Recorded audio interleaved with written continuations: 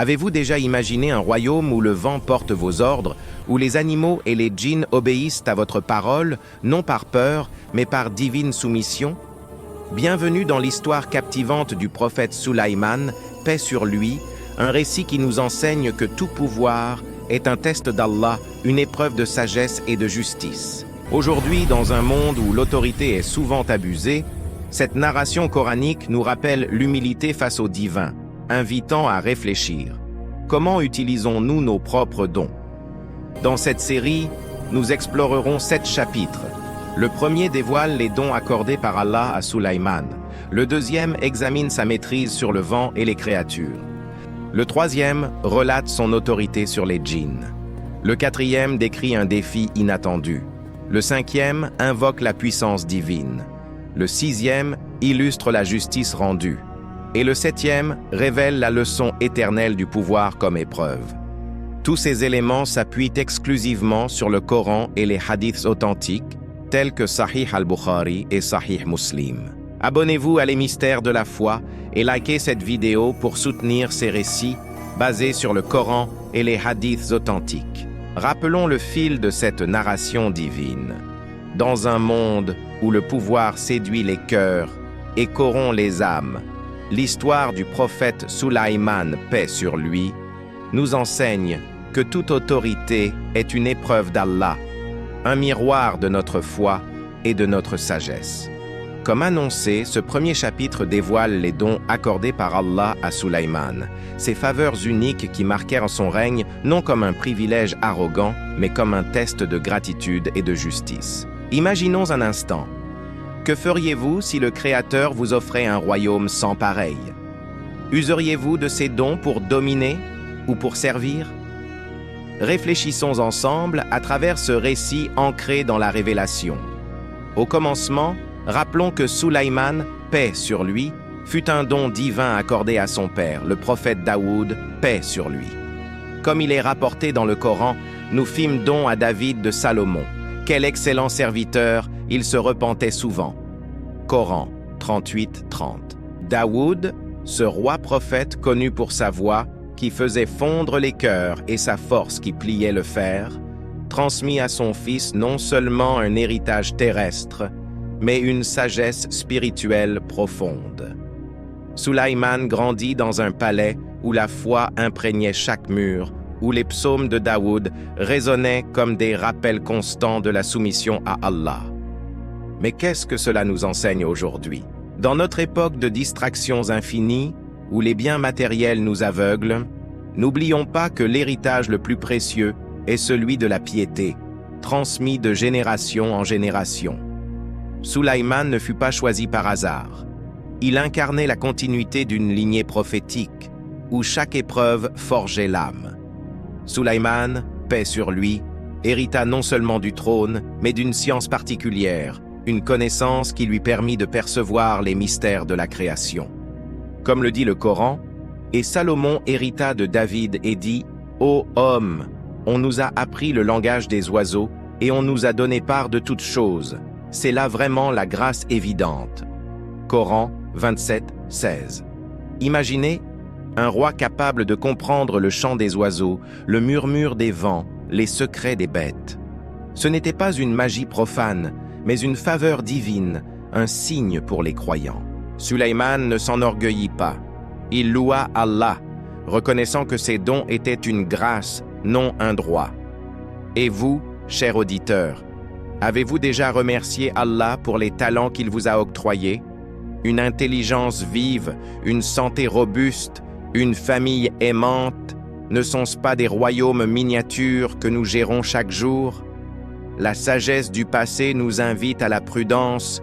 Tout don est un dépôt, et nous en rendrons compte. Mais les faveurs ne s'arrêtèrent pas là. Sulaïman, dans sa humilité, implora Allah pour un royaume unique, un pouvoir qui reflèterait la gloire divine sans égale. Il pria. « Seigneur, implora-t-il, pardonne-moi et accorde-moi un royaume tel que nul autre après moi n'en aura de pareil. C'est toi le dispensateur de tout. » Coran 38-35. Allah, dans sa miséricorde infinie, exauça cette supplication. il soumit à Sulaïman le vent impétueux qui soufflait sur son ordre, couvrant des distances immenses en un clin d'œil. Comme il est décrit, nous lui soumîmes alors le vent qui, sur son ordre, soufflait avec douceur dans la direction qu'il voulait. Coran 38-36. Et encore, à Salomon, nous avons soumis le vent qui parcourait le matin la distance des 1 mois de marche et une distance équivalente le soir. Coran 34-12. Le vent, cette force invisible et puissante, devint son serviteur fidèle, portant ses armées à travers les terres, facilitant ses voyages et manifestant la souveraineté d'Allah sur la création. Réfléchissons. Dans un monde où nous maîtrisons les vents artificiels, avions, vents de la technologie, utilisons-nous ces outils pour propager la justice ou pour semer le chaos? La narration nous pose cette question puissante. Le pouvoir, sans ancrage dans la foi, n'est-il pas un vent destructeur? Parmi ces dons, Allah accorda aussi à Sulaïman l'autorité sur les djinns, ces êtres invisibles faits de feu sans fumée. Ils travaillaient pour lui, construisant des édifices grandioses, plongeant dans les mers pour en extraire des trésors. Le Coran relate « Et pour lui nous avons fait couler la source de cuivre. Et parmi les djinns, il y en a qui travaillaient sous ses ordres, par permission de son Seigneur. Quiconque d'entre eux, cependant, déviait de notre ordre, nous lui faisions goûter au châtiment de la fournaise. Ils exécutaient pour lui ce qu'ils voulaient, sanctuaires, statues, plateaux comme des bassins et marmites bien ancrées. Coran 34, 12, 13. Et ailleurs, nous lui avons aussi soumis certains démons chargés, sous notre surveillance, d'explorer pour lui les fonds marins et d'exécuter des autres travaux encore. Coran 21, 82. Ces djinns, puissants et parfois rebelles, étaient tenus en bride par la volonté divine. Sulaïman ne les exploitait pas par caprice. Il les employait pour des œuvres pieuses, des temples dédiés à Allah, des structures qui glorifiaient le Créateur. Mini-résumé, ces dons, vents, djinns, compréhension des créatures, formaient un royaume inégalé, mais ancré dans l'humilité. Aujourd'hui, nos djinns modernes, machines, intelligence artificielle, nous servent. Les utilisons-nous pour bâtir la justice ou pour creuser notre propre perte? La tradition authentique renforce cette leçon. Dans un hadith rapporté par Abu Huraïra, le messager d'Allah, paix et salut sur lui, dit « Salomon, fils de David, a déclaré « Ce soir, je vais avoir des relations avec 99 femmes et chacune donnera naissance à un chevalier qui combattra pour la cause d'Allah. » Son compagnon lui dit « Si Allah le veut. » Mais Salomon ne le dit pas. Aucune ne conçut, sauf une qui enfanta un enfant difforme. Si Salomon avait dit « Si Allah le veut », chacune aurait donné naissance à un chevalier combattant pour la cause d'Allah. Sahih al-Bukhari, Niari 500-269. Cette anecdote illustre comment même un prophète comme Sulaïman fut testé. Omettre la mention d'Allah dans ses plans transforma une intention noble en échec. La sagesse, tout pouvoir est fragile sans la reconnaissance divine. Appliquons cela spirituellement. Nos ambitions quotidiennes, carrière, famille, richesse, sont-elles soumises à « Inch'Allah » ? Sans cela, elles risquent de s'effondrer comme un château de sable. Sulaïman utilisa ses dons avec prudence, rendant justice parmi les hommes et les créatures. Il assembla ses armées, djinns, humains, oiseaux, en rangs ordonnés comme le décrit le Coran. Et furent rassemblés pour Salomon, ses armées de djinns, d'hommes et d'oiseaux, et furent placés en rang. Coran 27-17. Son règne fut un modèle de équilibre où la force servait la miséricorde. Mais rappelons, ses faveurs étaient un test. Comme tout pouvoir, elles pouvaient séduire l'ego. Sulaïman resta vigilant, invoquant Allah constamment. Et nous, dans nos vies modestes, nos royaumes, influence sociale, ressources financières, sont-ils des tests que nous relevons avec foi? La narration traditionnelle nous invite à la réflexion. La vraie grandeur réside dans la soumission, non dans la domination. Pourtant, Au cœur de cette harmonie divine, un événement inattendu surgit lors d'une inspection de ses troupes zélées. Sulayman remarqua une absence qui allait mettre à l'épreuve sa sagesse et révéler les limites de son autorité. Abonnez-vous à Les Mystères de la Foi et likez cette vidéo pour soutenir ces récits basés sur le Coran et les hadiths authentiques. Rappelons le fil de cette narration divine. Dans un monde où le pouvoir séduit les cœurs et corrompt les âmes, l'histoire du prophète Sulayman, paix sur lui, nous enseigne que toute autorité est une épreuve d'Allah, un miroir de notre foi et de notre sagesse. Comme annoncé, ce deuxième chapitre examine sa maîtrise sur le vent et les créatures, ces merveilles divines qui illustraient non seulement son royaume inégalé, mais aussi la soumission totale de la création au Créateur. Imaginons un instant. Que feriez-vous si le vent obéissait à vos moindres désirs, si les animaux vous révélaient leurs secrets? Useriez-vous de cette maîtrise pour glorifier Allah ou pour satisfaire l'ego?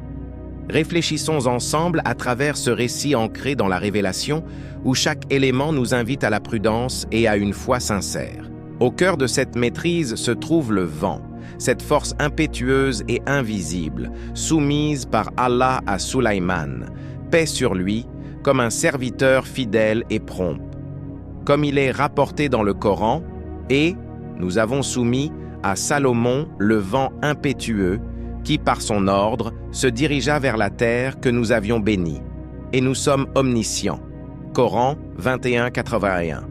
Ce vent n'était pas un caprice de la nature, mais un signe divin portant Sulayman et ses armées à travers les vastes étendues, couvrant en un matin la distance d'un mois de marche ordinaire et autant le soir.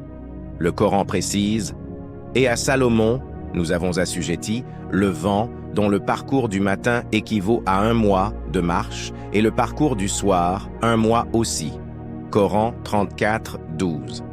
Imaginez la scène. Sulayman, assis sur son trône, ordonne au vent de souffler avec douceur, et voici que les nuages se dispersent, les dunes du désert s'aplanissent, et les royaumes lointains deviennent accessibles en un souffle. Ce n'était point pour la conquête égoïste, mais pour propager la justice et l'adoration d'Allah. Et vous, chers auditeurs, dans notre ère de voyage rapide, avions, trains, n'utilisons-nous pas ces vents modernes pour des fins futiles? La sagesse du passé nous met en garde. Tout moyen de déplacement est un test.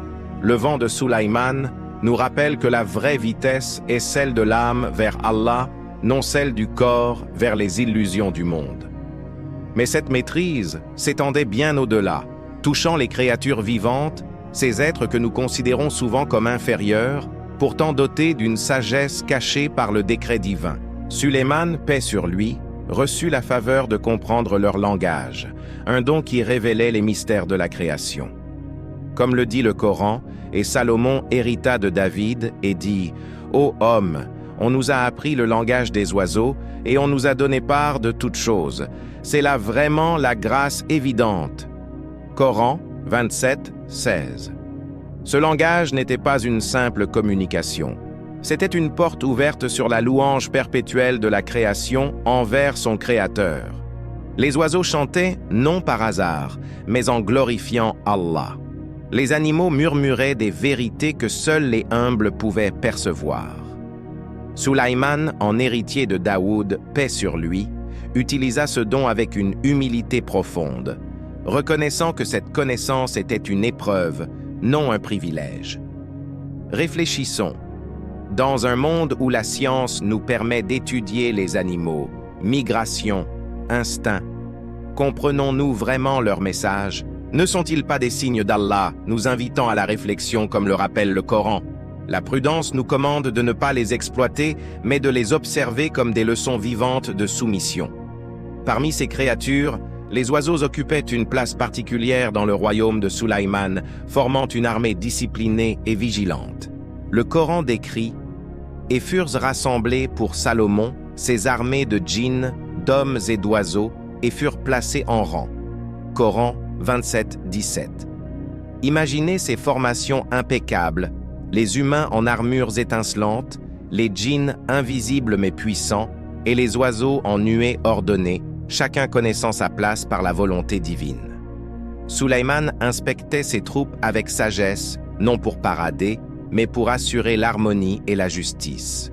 Un jour, lors d'une telle revue, un événement mit à l'épreuve cette maîtrise. Sulayman remarqua l'absence de la huppe, cet oiseau au plumage distinctif, messager fidèle parmi les volatiles. Comme il est rapporté, il inspecta les oiseaux et dit « Pourquoi ne vois-je pas la huppe? Est-elle parmi les absents ?» Coran 27-20. Sa voix résonna avec autorité, mais tempérée par la miséricorde. « Je la châtierai sévèrement. Ou je l'égorgerai, sauf si elle m'apporte un argument explicite. » Coran 27-21. Que nous enseigne cela aujourd'hui? Même dans la maîtrise absolue, l'absence d'un seul élément peut révéler des faiblesses. Dans nos vies, n'ignorons-nous pas les huppes, ces signes discrets d'Allah, qui pourraient nous guider vers des vérités plus grandes? La tradition nous invite à la vigilance. Tout royaume, si vaste soit-il, repose sur l'attention aux détails divins. Pourtant, avant même cet incident, une autre rencontre illustrait la profondeur de cette maîtrise sur les créatures terrestres. Tandis que Sulayman et ses armées traversaient une vallée, ils approchèrent d'une colonie de fourmis, ces minuscules êtres organisés par la sagesse d'Allah. Une fourmi, percevant le danger, s'exclama « Ô fourmis, entrez dans vos demeures, de peur que Sulayman et ses soldats ne vous écrasent sous leurs pieds sans s'en rendre compte. » Coran 27-18. Sulayman, entendant ces paroles, sourit, amusé par cette prudence instinctive, et pria « Mon Seigneur, inspire-moi pour que je te remercie du bienfait dont tu m'as comblé, ainsi que mes pères et mères, et pour que j'accomplisse une bonne œuvre que tu agrées, et fais-moi entrer par ta miséricorde parmi tes serviteurs vertueux. » Coran 27-19. Ce sourire n'était pas moqueur, mais empreint de gratitude, reconnaissant que même les fourmis louaient Allah à leur manière. Mini-résumé. Le vent portait Sulayman vers l'horizon. Les oiseaux et animaux lui obéissaient, révélant des leçons de foi. Appliquons cela spirituellement. Nos vallées de fourmis, ces épreuves modestes, ne sont-elles pas des rappels à l'humilité? La narration traditionnelle renforce cette idée. Tout pouvoir sur la création est un test de reconnaissance envers le Créateur. La huppe, quant à elle, ne tarda pas à réapparaître, apportant une nouvelle qui allait élargir les horizons du royaume de Sulayman. Elle déclara « J'ai appris ce que tu n'as pas appris. Je viens à toi de Saba avec une nouvelle sûre. » Coran 27-22. Elle décrivit une reine puissante, Bilqis, et son peuple adorant le soleil au lieu d'Allah, avec un trône somptueux symbolisant leur opulence terrestre. Sulayman, écoutant avec attention, vit là une opportunité de guidance divine. Il ordonna « Pars avec ma lettre que voici, puis lance-la à eux. Ensuite, tiens-toi à l'écart d'eux pour voir ce que sera leur réponse. » Coran 27-28. La lettre, empreinte de sagesse, invitait à la soumission à Allah. Mais au sein de cette harmonie, un défi plus grand se profilait, impliquant les djinns et testant les limites de l'autorité. Abonnez-vous à Les Mystères de la Foi et likez cette vidéo pour soutenir ces récits basés sur le Coran et les hadiths authentiques. Rappelons le fil de cette narration divine. Dans un monde où le pouvoir séduit les cœurs et corrompt les âmes, l'histoire du prophète Sulayman, paix sur lui, nous enseigne que toute autorité est une épreuve d'Allah, un miroir de notre foi et de notre sagesse. Comme annoncé, ce 3e chapitre relate son autorité sur les djinns, ces êtres invisibles soumis par la volonté divine, non pour asservir, mais pour manifester la gloire du Créateur et rendre justice parmi la création. Imaginons un instant, que feriez-vous si des forces cachées obéissaient à vos ordres, construisant des merveilles inaccessibles aux humains ordinaires? Useriez-vous de cette autorité pour élever l'humanité vers Allah ou pour nourrir l'orgueil? Réfléchissons ensemble à travers ce récit ancré dans la révélation. où chaque détail nous invite à la prudence, à valoriser la sagesse du passé et à cultiver une foi sincère, loin des illusions modernes. Au sein de ce royaume inégalé, l'autorité de Sulaïman, paix sur lui, s'étendait aux djinns, ces créatures façonnées d'un feu sans fumée, douées d'une force surhumaine et d'une ruse proverbiale. Allah, dans sa miséricorde infinie, les soumit à lui comme un signe pour les croyants, afin qu'ils œuvrent sous ses ordres pour des fins pies et justes. Comme il est rapporté dans le Coran. Et parmi les diables, il y en avait qui plongeaient pour lui et faisaient d'autres travaux encore. Et nous les surveillons nous-mêmes. Coran 21, 82. Ces diables, terme désignant ici les djinns rebelles, étaient contraints à des tâches qui défiaient l'imagination humaine. Plonger dans les abysses des mers pour extraire perles et coraux, fondre le cuivre en fontaines bouillonnantes, ériger des sanctuaires aux arches vertigineuses. Sulayman ne les employait pas par caprice royal. Chaque commande visait à glorifier Allah, à bâtir des lieux d'adoration où les cœurs se tournaient vers le unique. Et vous, chers auditeurs, dans notre époque où les machines, nos djinns contemporains, accomplissent des prodiges, les utilisons-nous pour propager la vérité divine ou pour creuser les abîmes de la distraction? La tradition nous met en garde. Tout pouvoir invisible est un test. Les djinns de Sulaïman nous rappellent que la vraie force réside dans la soumission à Allah, non dans la domination aveugle. Cette autorité n'était pas absolue sans surveillance divine. Allah veillait, imposant une discipline rigoureuse. Le Coran décrit « Et à Salomon, nous avons assujetti le vent, dont le parcours du matin équivaut à 1 mois de marche, et le parcours du soir, 1 mois aussi. Et pour lui, nous avons fait couler la source de cuivre, et parmi les djinns, il y en a qui travaillaient sous ses ordres, par permission de son Seigneur. Quiconque d'entre eux, cependant, déviait de notre ordre, nous lui faisions goûter au châtiment de la fournaise. » Coran 34, 12. Imaginez ces djinns, puissants et parfois enclins à la rébellion, œuvrant jour et nuit. Ils forgeaient des statues colossales, des bassins vastes comme des lacs, des marmites ancrées dans la terre, solides comme des montagnes. Sulayman, avec sagesse, les organisait en légions, intégrées à ses armées d'humains et d'oiseaux, comme le relate le Coran, et furent rassemblés pour Salomon, ses armées de djinns, d'hommes et d'oiseaux, et furent placés en rang. Coran 27, 17. Leur travail n'était pas esclavage vain. Ils servaient à édifier un royaume où la justice régnait, où les opprimés trouvaient de refuge. Réfléchissons profondément. Dans un monde où l'exploitation humaine, sous forme de travail forcé ou d'inégalité, persiste, n'est-ce pas un rappel que toute autorité doit être tempérée par la crainte d'Allah? La prudence du passé nous enseigne, dévier de l'ordre divin, même pour un djinn, attire le châtiment. Combien plus pour nous, faibles créatures d'argile. Pourtant, cette soumission des djinns était ancrée dans une faveur unique accordée à Sulaïman, une réponse à sa supplication humble. Comme il est rapporté dans un hadith authentique, le messager d'Allah, paix et salut sur lui, rappela cette invocation lors d'un incident avec un djinn rebelle.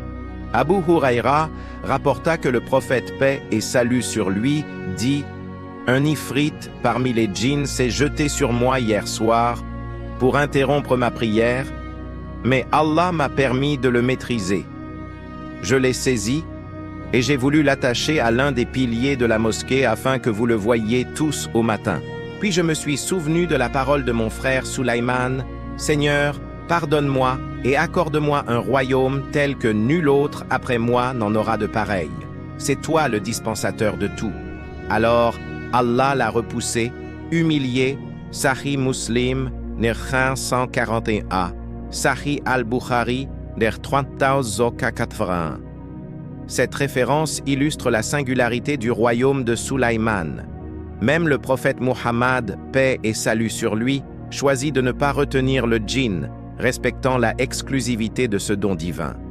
Sulayman, par cette grâce, lia les djinns les plus récalcitrants, comme le décrit le Coran.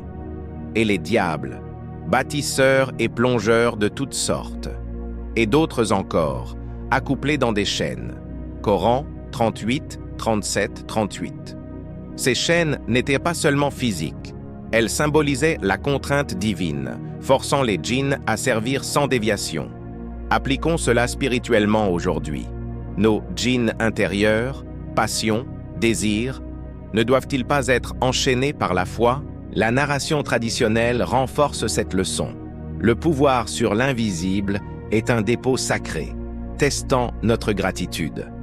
Revenons au fil de l'histoire, où la huppe, ce messager ailé, apporta des nouvelles de Saba, un royaume lointain gouverné par une reine sage mais égarée, Bilqis, dont le peuple adorait le soleil au lieu d'Allah. Sulaïman, paix sur lui, écouta avec attention. Elle a un trône magnifique. Je les ai trouvés, elle et son peuple, se prosternant devant le soleil au lieu d'Allah. Le diable leur a embelli leurs actions et les a détournés du droit chemin, et ils ne sont pas bien guidés. Coran 27, 23, 24. Dans sa sagesse, Sulaïman envoya une lettre invitant à la soumission à Allah. Au nom d'Allah, le tout miséricordieux, le très miséricordieux. Ne soyez pas hautains envers moi, et venez à moi en toute soumission. Coran 27, 30, 31. La reine, consultée par ses conseillers, opta pour la prudence, envoyant des cadeaux somptueux pour tester les intentions de Sulaïman. Mais ce dernier, voyant au-delà des biens terrestres, déclara « Me comblez-vous de biens alors que ce qu'Allah m'a donné est meilleur que ce qu'il vous a donné. Mais c'est vous plutôt qui vous réjouissez de votre cadeau. » Coran 27, 36. Puis, pour démontrer la puissance divine, il ordonna « Ô notable, lequel de vous m'apportera son trône avant qu'il ne vienne à moi soumis ?» Coran 27, 38. C'est ici que l'autorité sur les djinns se manifesta avec éclat. Un ifri, un djinn puissant et audacieux, répondit « Moi, je te l'apporterai avant que tu ne te lèves de ta place. Pour cela, je suis fort et digne de confiance. » Coran 27, 39. Imaginez la scène. Cet ifri, géant de feu, prêt à traverser des royaumes en un instant, symbolisant la force brute soumise à la volonté prophétique.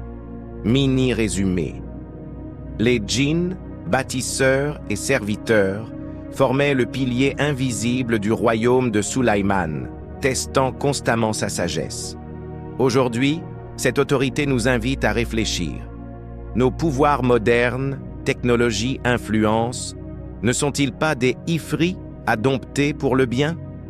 Pourtant, au milieu de cette offre impressionnante, une voix plus humble s'éleva, celle d'un homme doté d'une science du livre, surpassant même l'ifri, révélant un défi inattendu à l'autorité établie. Abonnez-vous à Les Mystères de la Foi et likez cette vidéo pour soutenir ces récits basés sur le Coran et les hadiths authentiques. Rappelons le fil de cette narration divine. Dans un monde où le pouvoir séduit les cœurs et corrompt les âmes, l'histoire du prophète Sulaïman, paix sur lui, nous enseigne que toute autorité est une épreuve d'Allah, un miroir de notre foi et de notre sagesse. Comme annoncé, ce 4e chapitre décrit un défi inattendu, un moment où l'autorité établie de Sulaïman sur les djinns fut surpassée par une humilité inattendue, révélant que la vraie puissance réside non dans la force brute, mais dans la connaissance divine et la proximité avec Allah. Imaginons un instant. Que feriez-vous si au cœur de votre règne, une voix modeste ébranlait les certitudes des plus puissants? Useriez-vous de ce défi pour affermir votre ego ou pour glorifier le Créateur? Réfléchissons ensemble à travers ce récit ancré dans la révélation, où chaque tournant nous invite à la prudence, à valoriser la sagesse du passé et à cultiver une foi sincère, loin des vanités éphémères. Au sein de la cour de Sulaïman, paix sur lui, où les djinns et les humains se côtoyaient sous le regard vigilant d'Allah, l'arrivée des nouvelles de Saba marqua un pivot décisif. La huppe, ce messager ailé fidèle, avait révélé l'existence d'un royaume lointain, gouverné par une reine avisée, Bilqis, dont le peuple s'était égaré dans l'adoration du soleil, trompé par les embellissements du diable. Comme le Coran le relate avec précision, elle a un trône magnifique. Je les ai trouvés, elle et son peuple, se prosternant devant le soleil au lieu d'Allah. Le diable leur a embelli leurs actions et les a détournés du droit chemin, et ils ne sont pas bien guidés. Ne se prosternent-ils donc pas devant Allah qui fait sortir ce qui est caché aux cieux et sur la terre, et qui sait ce que vous cachez et ce que vous divulguez? Allah, pas de divinité à part lui, le Seigneur du trône immense. Coran 27, 23, 26. Sulayman, dans sa sagesse prophétique, vit là non une opportunité de conquête, mais une invitation à guider vers la vérité. Il dicta une lettre solennelle, empreinte de miséricorde divine. Elle vient de Salomon et dit « Au nom d'Allah, le tout miséricordieux, le très miséricordieux.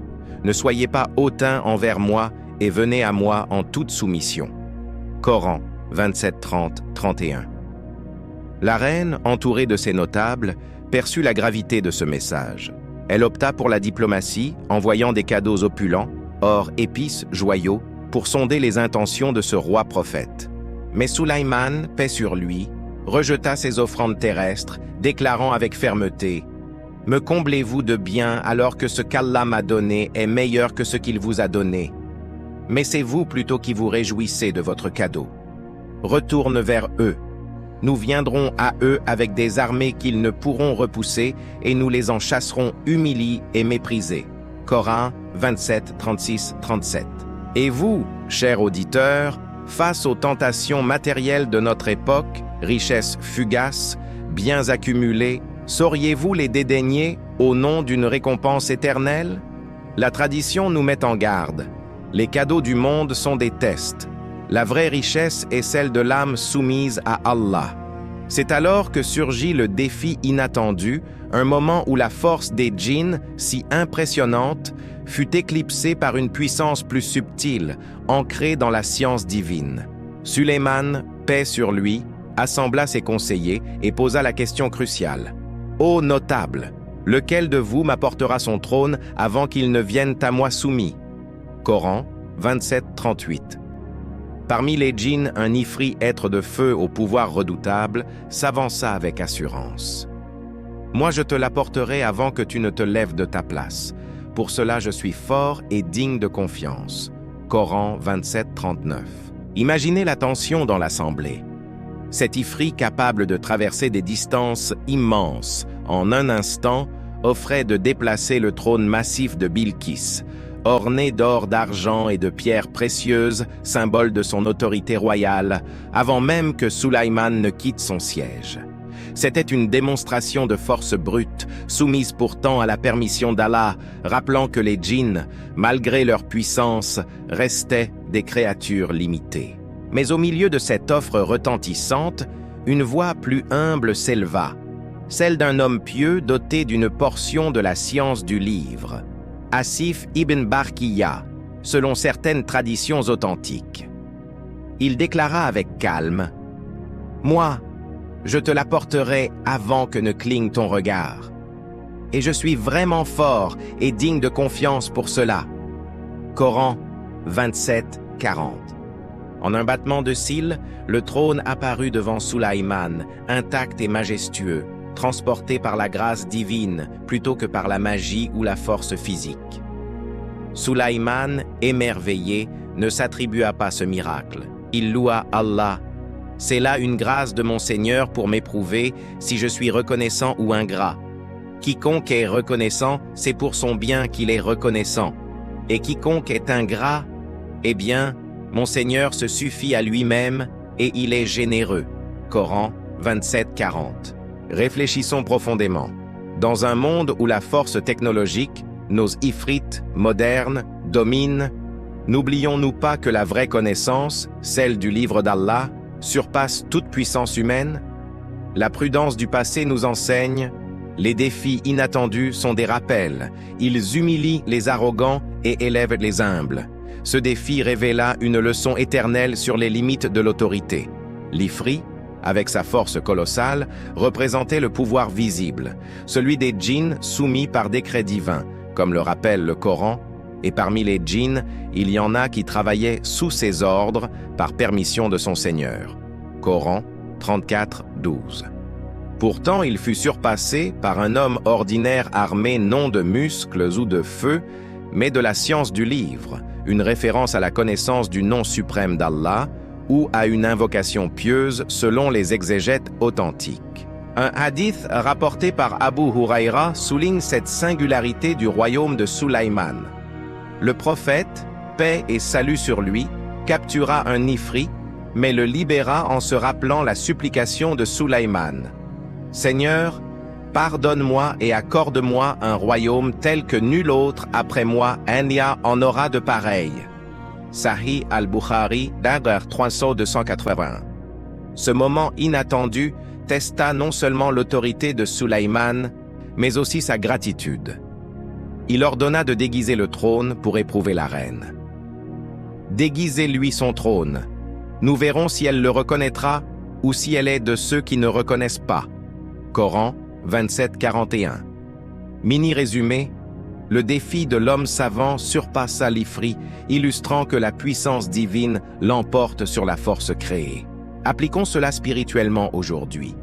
Nos défis professionnels ou personnels, rivalités, épreuves soudaines, ne sont-ils pas des occasions de nous tourner vers la science du Coran plutôt que vers nos forces illusoires?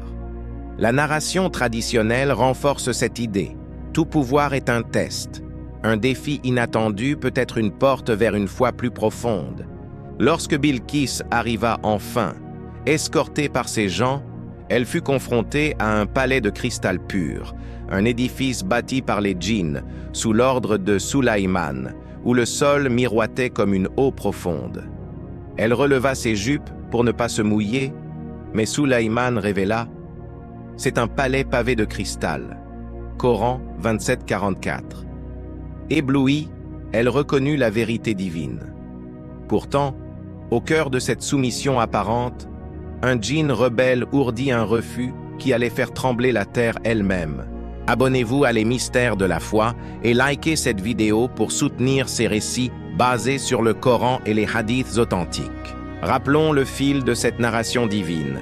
Dans un monde où le pouvoir séduit les cœurs et corrompt les âmes, l'histoire du prophète Sulaïman, paix sur lui, nous enseigne que toute autorité est une épreuve d'Allah, un miroir de notre foi et de notre sagesse. Comme annoncé, ce 5e chapitre invoque la puissance divine, ce moment où Sulaïman, face à un défi rebelle, se tourna vers le Créateur avec humilité, rappelant que toute force émane de lui seul et que l'invocation sincère est la clé de la victoire sur les forces invisibles. Imaginons un instant. Que feriez-vous si une créature puissante refusait votre ordre, ébranlant les fondations de votre autorité? Invoqueriez-vous Allah avec ferveur ou succomberiez-vous à la colère humaine? Réfléchissons ensemble à travers ce récit ancré dans la révélation, où chaque supplication nous invite à la prudence, à valoriser la sagesse du passé et à cultiver une foi sincère, loin des illusions de l'autosuffisance. Au lendemain de la soumission de la reine Bilqis, qui avait reconnu la vérité divine et déclaré « Seigneur, je me suis fait du tort à moi-même. Je me soumets avec Salomon à Allah, Seigneur de l'univers. » Coran 27:44, le royaume de Sulaïman, paix sur lui, semblait atteindre son apogée d'harmonie. Les djinns, ces êtres de feu soumis par la permission d'Allah, continuaient leur labeur grandiose, érigeant des sanctuaires aux voûtes célestes, extrayant des trésors des profondeurs marines et façonnant des œuvres qui glorifiaient le Créateur. Comme le Coran l'atteste, ils exécutaient pour lui ce qu'ils voulaient, sanctuaires, statues, plateaux comme des bassins et marmites bien ancrées. Ô famille de David, œuvrez par gratitude, alors qu'il y a peu de mes serviteurs qui sont reconnaissants. Coran 34:13. Sulaïman, dans sa vigilance prophétique, supervisait ses travaux avec justice, rappelant constamment que cette autorité n'était pas un privilège personnel, mais un dépôt divin. Pourtant, Parmi ces djinns, certains gardaient en eux une étincelle de rébellion, une trace de leur nature originelle, comme Allah l'avait averti. Quiconque d'entre eux, cependant, déviait de notre ordre, nous lui faisions goûter au châtiment de la fournaise. Coran 34, 12.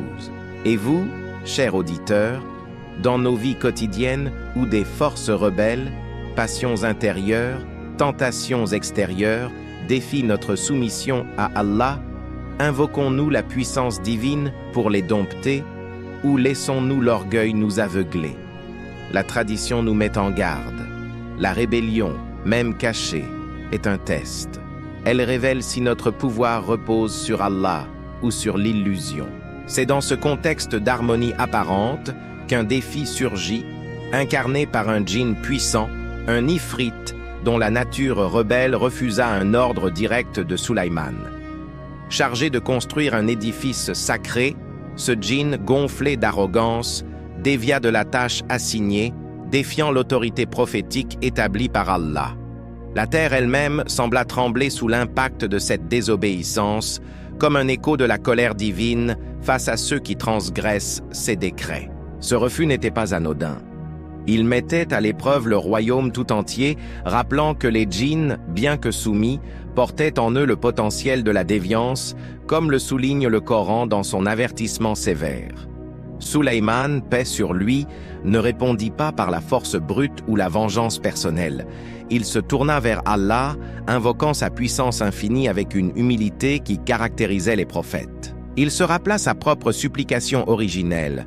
« Seigneur, implora-t-il, pardonne-moi et accorde-moi un royaume tel que nul autre après moi n'en aura de pareil. C'est toi le dispensateur de tout. » Coran 38-35. Cette invocation, renouvelée dans le moment de crise, attira la miséricorde divine, transformant la menace en opportunité de guidance. Réfléchissons. Dans un monde où les refus de nos proches, de nos subordonnés ou de nos propres nafs ébranlent notre équilibre, n'est-ce pas l'invocation à Allah qui restaure l'ordre? La sagesse du passé nous enseigne, la vraie puissance n'est pas dans la coercition, mais dans l'appel au Tout-Puissant qui soumet même les rebelles.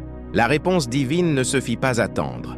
Allah, dans sa sagesse, renforça l'autorité de Sulaiman en faisant du vent son messager fidèle, une force qui porta l'ordre prophétique au-delà des horizons visibles. Comme il est décrit, nous lui soumîmes alors le vent qui, sur son ordre, soufflait avec douceur dans la direction qu'il voulait. Coran 38-36. Le vent, impétueux et précis, devint l'instrument de la justice divine. Il balaya les doutes, porta le châtiment aux déviants et rappela à tous que nul ne peut défier la volonté d'Allah sans conséquence. L'ifrit rebelle, confronté à cette puissance invoquée, fut contraint à la soumission, goûtant peut-être à l'ombre du châtiment promis, comme un avertissement pour les autres. Sulaiman, louant Allah pour cette intervention, déclara avec gratitude « C'est là une grâce de mon Seigneur pour m'éprouver si je suis reconnaissant ou ingrat. Quiconque est reconnaissant, c'est pour son bien qu'il est reconnaissant.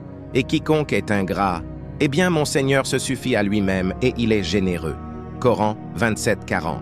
Ce moment d'invocation révéla le lien intime entre l'autorité divine et la sagesse humaine. Le pouvoir n'est pas un outil de domination, mais un test perpétuel où l'invocation est l'arme des pieux. Mini-résumé.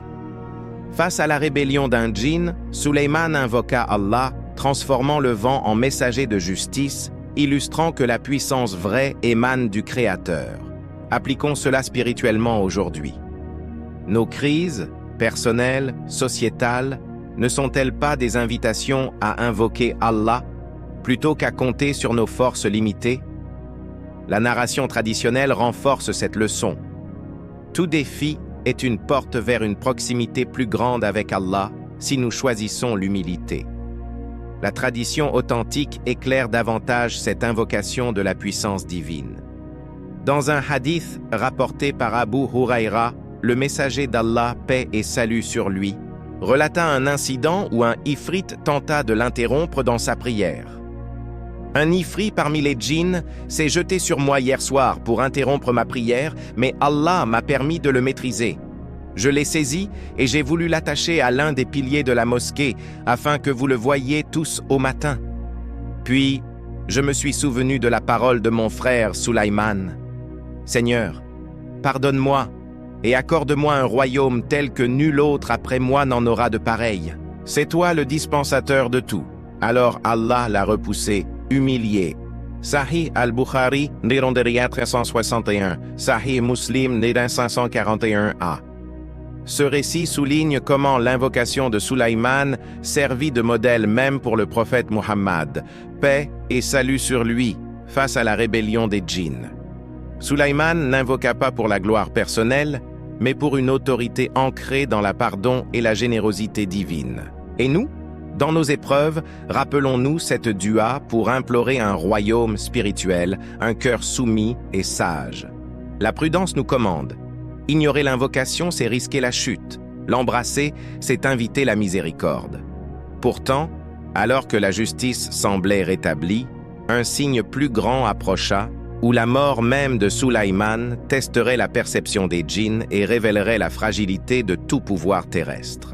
Abonnez-vous à Les Mystères de la foi et likez cette vidéo pour soutenir ces récits basés sur le Coran et les hadiths authentiques. Rappelons le fil de cette narration divine. Dans un monde où le pouvoir séduit les cœurs et corrompt les âmes, l'histoire du prophète Sulaiman, paix sur lui, nous enseigne que toute autorité est une épreuve d'Allah, un miroir de notre foi et de notre sagesse. Comme annoncé, ce 6e chapitre illustre la justice rendue, ces moments où Sulaiman, par la grâce divine, appliqua l'équité non pour dominer les créatures, mais pour restaurer l'harmonie de la création, révélant que la vraie justice émane de la soumission à Allah et non de la force humaine. Imaginons un instant, que feriez-vous si face à une rébellion invisible, vous déteniez le pouvoir de châtier ou de pardonner? Useriez-vous de la justice pour éduquer les cœurs ou pour assouvir une vengeance terrestre?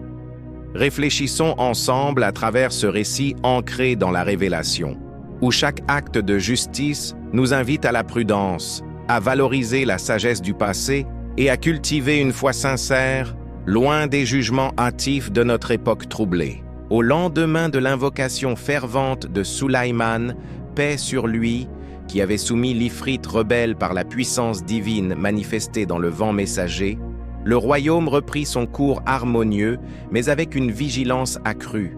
Le vent, ce serviteur impétueux et fidèle, avait porté l'ordre prophétique jusqu'aux confins, contraignant le djinn déviant à reprendre son labeur, non par peur servile, mais par reconnaissance de la souveraineté d'Allah. Comme le Coran l'atteste, nous lui soumîmes alors le vent qui, sur son ordre, soufflait avec douceur dans la direction qu'il voulait, et les diables, bâtisseurs et plongeurs de toutes sortes, et d'autres encore, accouplés dans des chaînes. Coran 38, 36, 38. Ces chaînes symboles de la justice divine n'étaient pas des instruments de tyrannie. Elles rappelaient aux djinns leur place dans l'ordre cosmique, les obligeant à œuvrer pour des causes pieuses, construire des sanctuaires où résonnaient les louanges d'Allah, extraire des trésors des mers pour soulager les opprimés et ériger des édifices qui témoignaient de la grandeur du Créateur. Sulaiman, dans sa sagesse, ne se contentait pas de punir. Il éduquait, transformant la rébellion en opportunité de repentance. Et vous, chers auditeurs, face aux injustices de notre monde, trahison, conflits, appliquez-vous une justice tempérée par la miséricorde ou laissez-vous emporter par la colère?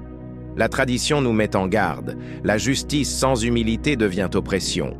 Celle de Sulaiman nous enseigne que châtier avec prudence ancre la foi dans les cœurs.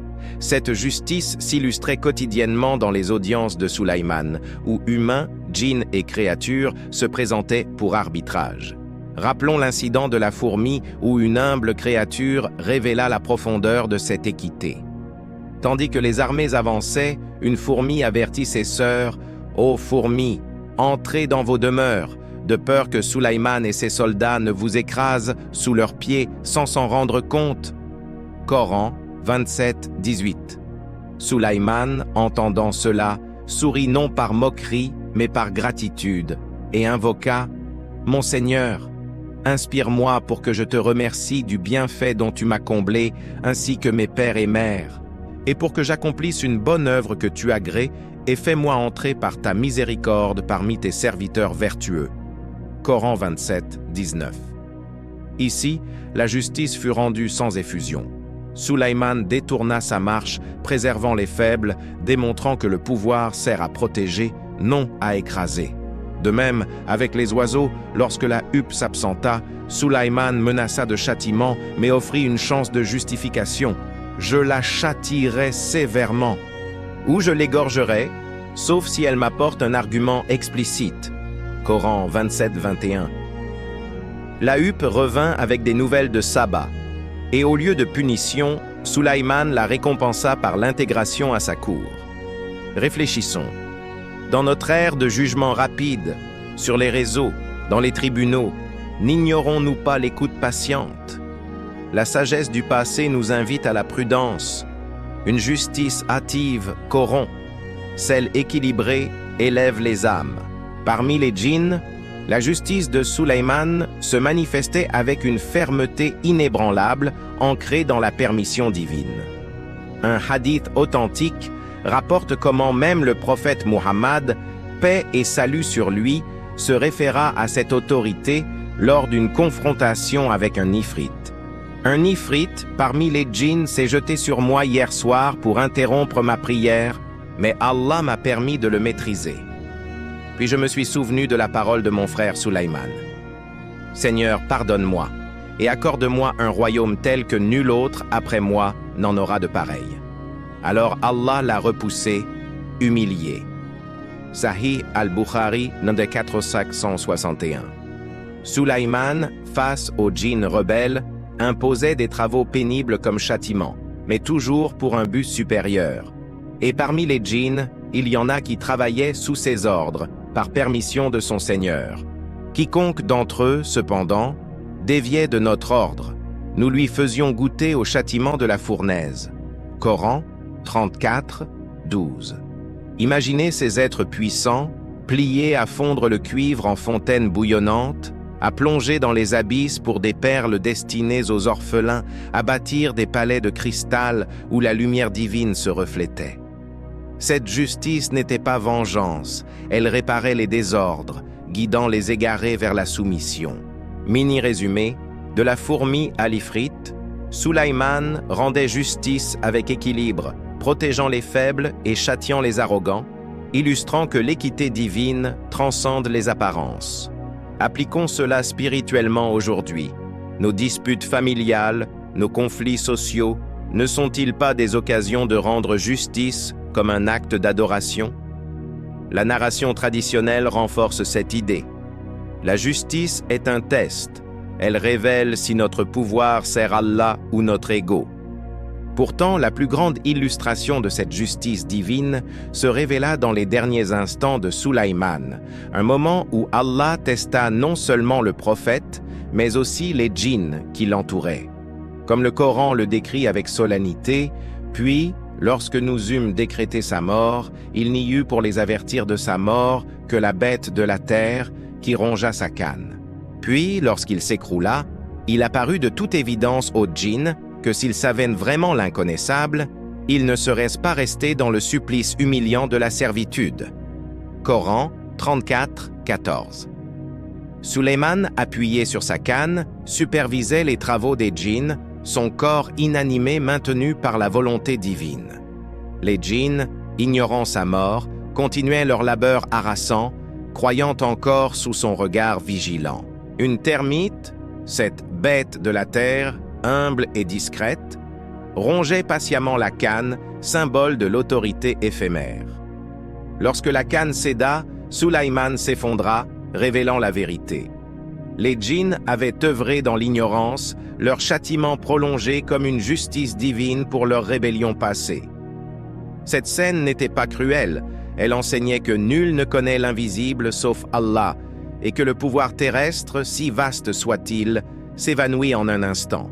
Et nous, dans nos vies, appuyés sur nos cannes, santé, richesse, Réalisons-nous leur fragilité? La prudence nous commande, ignorer cette leçon, c'est risquer l'humiliation. L'embrasser, c'est ancrer la foi. Cette justice rendue, à travers la mort même de Sulayman, marqua la fin d'un règne, mais ouvrit la porte à une réflexion éternelle sur le pouvoir comme épreuve, une leçon qui résonne jusqu'à nos jours. Abonnez-vous à Les Mystères de la foi et likez cette vidéo pour soutenir ces récits basés sur le Coran et les hadiths authentiques. Rappelons le fil de cette narration divine. Dans un monde où le pouvoir séduit les cœurs et corrompt les âmes, l'histoire du prophète Sulayman, paix sur lui, nous enseigne que toute autorité est une épreuve d'Allah, un miroir de notre foi et de notre sagesse. Comme annoncé, ce 7e chapitre révèle la leçon éternelle du pouvoir comme épreuve, cette vérité intemporelle qui transcende les règnes terrestres et nous invite à contempler la fragilité de toute gloire humaine ancrée dans la soumission au Créateur.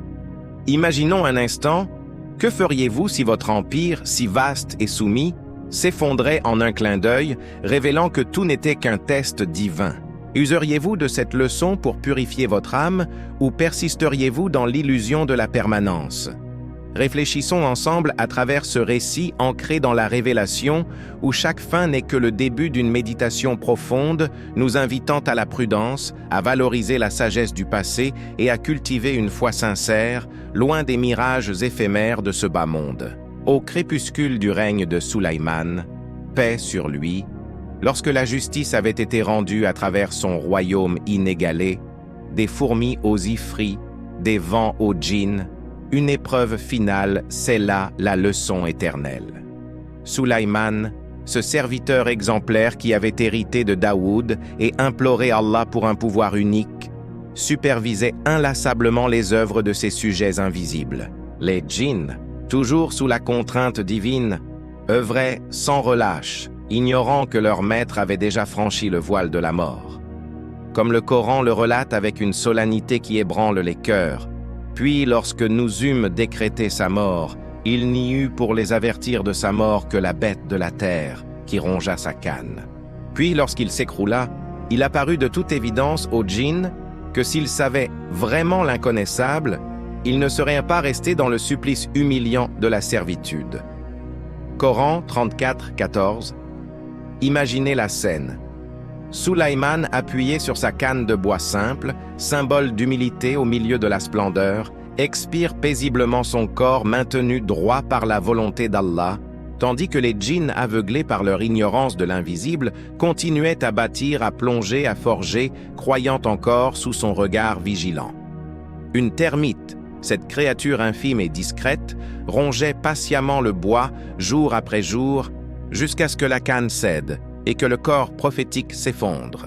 Les djinns, stupéfaits, réalisèrent alors leur erreur. Ils avaient servi un mort, prolongeant leur châtiment par méconnaissance de l'inconnu réservé à Allah seul. Et vous, chers auditeurs, dans notre époque où nous nous appuyons sur des cannes illusoires, positions sociales, biens accumulés, réalisez-vous que la termite du temps ronge tout, nous rappelant que nul ne connaît l'heure de sa fin? La tradition nous met en garde. Ignorer cette fragilité, c'est risquer l'humiliation éternelle. L'embrasser, c'est ancrer la gratitude dans l'âme. Cette révélation divine n'était pas un châtiment gratuit. Elle incarnait la leçon éternelle que tout pouvoir est une épreuve, un dépôt temporaire confié par Allah pour tester la reconnaissance et la justice. Sulayman, paix sur lui, avait passé ce test avec excellence. Il n'avait pas abusé de ses dons, vent djinn, langage des créatures, pour dominer par orgueil, mais pour rendre justice et guider vers Allah, comme dans l'affaire de Bilqis ou du défi de l'Ifrit. Il louait constamment. C'est là une grâce de mon Seigneur pour m'éprouver si je suis reconnaissant ou ingrat. Quiconque est reconnaissant, c'est pour son bien qu'il est reconnaissant. Et quiconque est ingrat, eh bien, mon Seigneur se suffit à lui-même, et il est généreux. Coran 27, 40. Même dans sa mort, la leçon persiste. Les djinns, qui prétendaient à une science occulte, furent humiliés, prouvant que seul Allah détient la connaissance de l'invisible. Un hadith authentique renforce cette vérité. Le messager d'Allah, paix et salut sur lui, dit: Salomon, fils de David, a déclaré: Ce soir, je vais avoir des relations avec 99 femmes, et chacune donnera naissance à un chevalier qui combattra pour la cause d'Allah. Son compagnon lui dit: Si Allah le veut. Mais Salomon ne le dit pas. Aucune ne conçut, sauf une qui enfanta un enfant difforme. Si Salomon avait dit: Si Allah le veut, chacune aurait donné naissance à un chevalier combattant pour la cause d'Allah. Sahih al-Bukhari, numéro 500-269. Ici, même un prophète fut testé pour omettre « Inch'Allah », transformant une noble intention en échec. Réfléchissons profondément. Nos ambitions quotidiennes, pouvoir politique, influence sociale, richesse, ne sont-elles pas des épreuves similaires? Sans reconnaissance, elles deviennent des chaînes, comme celles des djinns. Avec gratitude, elles élèvent vers le paradis. La sagesse éternelle émerge. Tout pouvoir est un test, pas un privilège, une épreuve qui révèle la sincérité de la foi. Sulaïman, héritier d'un royaume sans égal, resta humble, invoquant Allah dans chaque décision, de la vallée des fourmis à la cour de Saba. Sa mort, discrète et instructive, nous enseigne que la gloire terrestre s'évanouit, mais les actes pieux perdurent. Comme le Coran l'affirme: « Ô famille de David, œuvrez par gratitude, alors qu'il y a peu de mes serviteurs qui sont reconnaissants. » Coran 34, 13. Aujourd'hui, dans un monde où les puissants abusent de leur autorité, corruption, oppression, cette narration nous pose une question puissante. Utilisons-nous nos royaumes, modestes, familles, travail, talents, pour justice et gratitude, ou pour égoïsme? La prudence du passé nous commande. Le pouvoir corrompt sans ancrage divin. Il élève quand soumis à Allah. Mini résumé. La mort de Sulaïman révéla aux djinns leur ignorance, scellant la leçon que tout pouvoir est une épreuve éphémère, appelant à la reconnaissance éternelle. Appliquons cela spirituellement. Nos épreuves actuelles, pertes, défis, ne sont-elles pas des rappels à remercier Allah, transformant le test en récompense? Ainsi se clôt ce récit divin, nous laissant avec une réflexion intemporelle. Le royaume de Sulayman, bien que sans égal, n'était qu'un voile sur la vraie souveraineté d'Allah. Que cette histoire fortifie notre foi, nous gardant vigilants face aux séductions du pouvoir. Abonnez-vous à Les Mystères de la foi et likez cette vidéo pour soutenir ces récits basés sur le Coran et les hadiths authentiques.